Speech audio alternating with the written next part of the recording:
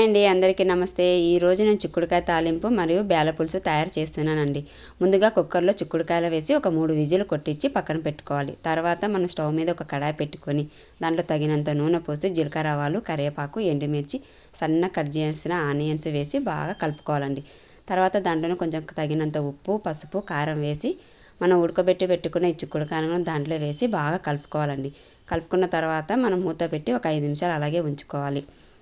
5 నిమిషాలు అయిన తర్వాత మనం మళ్ళీ ఒకసారి కలిపి దాంట్లో తగినంత ధనియాల పొడి, కొద్ది కొబ్బరి పొడి వేసి కలిపి ఒక 5 నిమిషాలు అలా పెట్టుకున్నామంటే మన చిక్కుడుకాయ తాలింపు రెడీ. ఇది రొట్టెలకైనా సరే, అన్నంలోకైనా సరే చాలా బాగుంటుంది. మనం స్టవ్ మీద ఒక సర్వ పెట్టి దాంట్లో తగినంత నీళ్లు పోసుకోవాలండి. మనం అరగంట ముందు పెట్టుకున్న ఈ బేలని బాగా కడిగి నీళ్ళని చల్లబోసి ఆ బేలను మనం స్టవ్ మీద పెట్టుకున్న సర్వలోకి పోసుకోవాలండి. అలా పోసుకున్న తర్వాత ఒకసారి అంతా బాగా కలుపుకోవాలి. కలుపుకున్న తర్వాత మనము ముందే చింతపండును నానబెట్టి పెట్టుకోవాలండి. ఈ చింతపండుని అంతా పులుసులాగా పిండుకోవాలి. దాని తొక్కలన్నీ తీసి పక్కన పాడేసుకోవాలి. మనం స్టవ్ మీద పెట్టిన ఈ బేలను ఉడికినా లేదో చూసుకొని ఒకసారి కలుపుకొని దాంట్లో కొంచెం పసుపు వేయాలండి. పసుపు వేసిన తర్వాత ఉడికినా లేదో ఒకసారి చూసుకోవాలి. కొంచెం సగం వరకు ఉడికినాయండి, 50% ఉడికినాయి.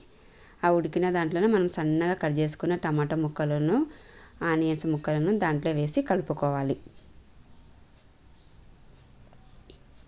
అలా కలుపుకున్న తర్వాత దీంట్లో మనం సన్నగా కట్ చేసుకున్న వంకాయలు మరియు బంగాళాదుంపలు కూడా వేసుకోవచ్చండి, బాగుంటుంది. తర్వాత దీంట్లో మెయిన్ ఇంగ్రీడియంట్ మునక్కాయలు వేయాలండి. మునక్కాయలు వేస్తేనే దీనికి బాగా రుచి వస్తుంది ఈ బేల పులుసుకి. అవన్నీ వేసిన తర్వాత బాగా ఉడకాలంటే ఒక 10 నిమిషాలు మూత మూసి పెట్టుకుంటే మనకు బాగా అనేది ఉడుకుతాయి. తర్వాత మనం కొంచెం ఉడికిన తర్వాత దాంట్లో తగినంత కారం వేసుకోవాలి, కొంచెం ఉప్పు వేసి కలుపుకోవాలండి. మనం ముందే చింతపండు రసాన్ని రెడీ చేసుకున్నామండి. ఆ చింతపండు రసాన్ని కూడా తర్వాత వేసుకోవాలి. మొదటగా వేస్తే మనకు ఆ కూరగాయలు బేలు అనేది ఉడకవండి, లాస్ట్లో వేసుకోవాలి. అలా వేసుకున్న తర్వాత దాంట్లో 2 స్పూన్లమైన కొబ్బరి పొడి, 1 స్పూన్మైన ధనియాల పొడి కూడా వేసుకోవాలండి.